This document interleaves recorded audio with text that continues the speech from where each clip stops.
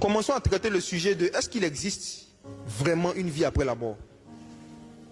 Est-ce que cette histoire de lorsqu'on quitte la terre, il y a une nouvelle vie, il y a une vie qui continue, soit c'est l'enfer ou le paradis? Est-ce que c'est vrai? Je vais vous parler ce soir sans utiliser la Bible dans un premier temps, dans la première partie de mon message. Je vais vous parler comme parlant à des gens qui ne croient pas en la Bible, qui disent que la Bible est une invention des Blancs. La Bible a été traduite, a été mélangée. La Bible a été manipulée par les hommes. Donc je ne crois pas en cela. Allons sur ce terrain. Et ça sert en même temps de formation pour l'évangélisation à vous que ça intéresse d'emmener des inconvertis à Jésus. Amen. Voici. On va prendre des choses simples. On va faire comme Jésus ce soir. Lorsque Jésus devait prêcher des réalités spirituelles à des personnes qui n'avaient pas la possibilité de lire les Écritures, la Bible dit qu'il utilisait des images, des paraboles. Les paraboles, c'est quoi? Les paraboles, ce sont des phénomènes naturels, des phénomènes scientifiques, des phénomènes de la vie de tous les jours, que Jésus prenait en fait, desquels il faisait ressortir certaines vérités pour emmener les gens dans la vérité. Et je vais jouer au même jeu ce soir. Je vais vous donner des preuves à travers des phénomènes ordinaires, des phénomènes normaux, qu'il existe une vie après la mort. Dieu a mis des preuves dans la nature, dans les arbres. Je vais commencer avec les arbres. Jean 12, verset 24. Prenons la Bible maintenant. On lit juste ce verset parce que c'est un cours de botanique que Jésus a donné ici. Ok? Un petit cours de botanique rapide. Jean 12, 24.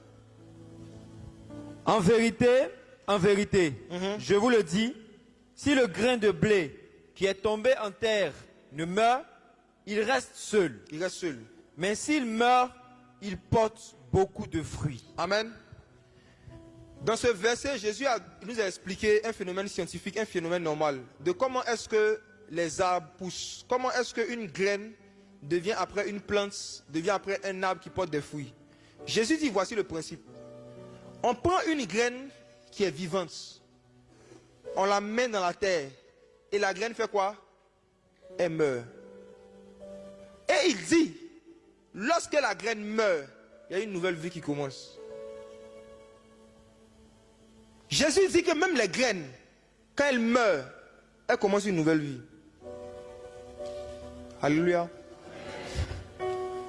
Jésus dit même les graines, quand on les enterre, on met le sable sur elles, on verse l'eau, on peut même pleurer, faire les funérailles.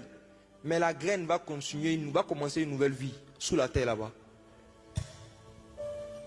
Même les graines. Et ça, aucun scientifique ne peut nier ça. C'est un phénomène naturel. Tout ce que tu enterres continue de vivre. Donc comment est-ce que des graines peuvent être enterrées, mettre le sable dessus? Parfois même on met brique. Ça vit. Il y a une nouvelle vie qui se manifeste. Et toi? Le jour où tu seras enterré, tu vas rentrer dans une nouvelle vie qu'on appelle l'au-delà. Et l'au-delà de la graine, c'est l'arbre. La graine change de forme, la graine meurt, comme Jésus a dit ici, la graine meurt complètement. Et la graine se retrouve dans un nouvel environnement. La graine qui avait été enterrée dans la terre se retrouve soudain en haut, au-dessus de tous les hommes. Regardez, quand l'arbre pousse, l'arbre est au-dessus de tous. La semence commence comment? Dans la terre. La semence finit comment? La tête dans le ciel. La vie après la mort. Alléluia. Un autre phénomène normal qui prouve que derrière chaque mort, il y a une nouvelle vie qui commence. C'est profond. La nutrition des hommes par les animaux. Quand le Seigneur me donnait ça, je dansais seulement. J'ai dit, la sagesse de Dieu est vraiment infiniment variée. Dieu a piégé l'homme. C'est-à-dire que Dieu savait qu'il y avait des gens qui allaient vouloir discuter avec les Écritures, mais qui aimaient beaucoup la nature. Donc il a mis l'évangile, il a mis des vérités éternelles dans toute la création.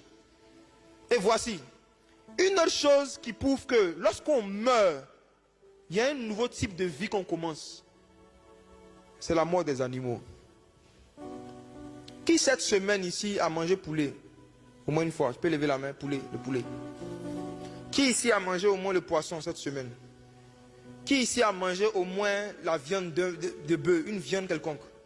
Ok. Est-ce que vous êtes d'accord avec moi que ces différents aliments nous donnent la vie?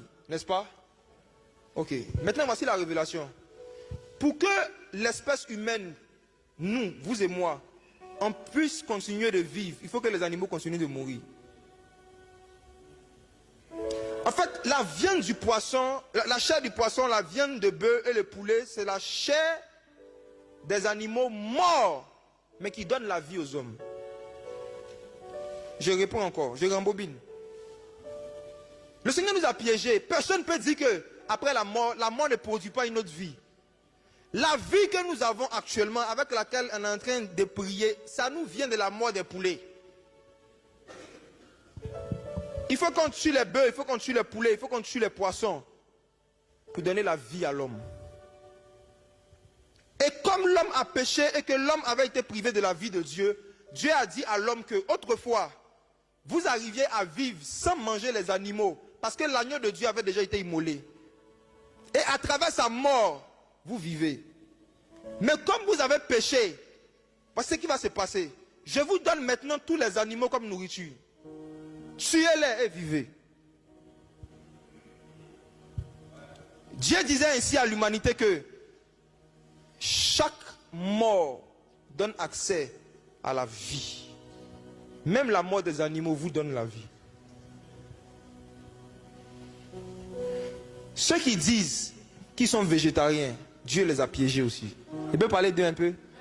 Ceux qui disent qu'ils ne mangent pas porc, ils se fatiguent, ils ne mangent pas de viande. Eux-mêmes, les scientifiques ont démontré que les plantes sont des êtres vivants. Vrai ou faux? Les arbres respirent, les plantes respirent. Donc il n'y a pas de différence entre tuer un poulet et tuer une plante. Il n'y a pas de différence entre tuer un être vivant qu'on appelle plante pour le manger et tuer un être vivant qu'on appelle porc pour le manger à volonté. Dans tous les cas, s'il n'y a pas la mort, il n'y aura pas la vie. Et la mort de certains êtres soutient la vie de d'autres êtres. Ça y est dans la nutrition. Mes frères et sœurs, la manière dont nous nous nourrissons prouve que après la mort, il y a une vie qui commence. Voici encore une autre preuve, sans Bible.